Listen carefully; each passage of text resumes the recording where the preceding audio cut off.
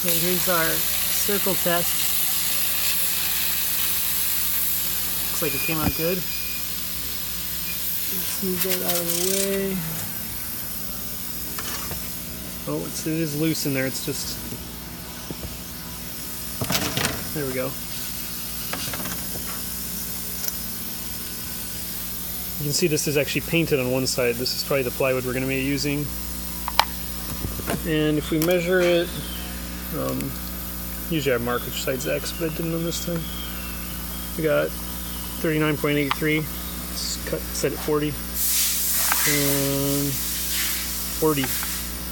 But, 39.83. That's like where exactly I measure with this caliper. So for all intents and purposes, it's accurate, as I'm very happy with the accuracy. And that is after lots and lots of tuning of these servos. The servos ended up being a lot more work to tune than I thought, but worth it in the end. So yeah,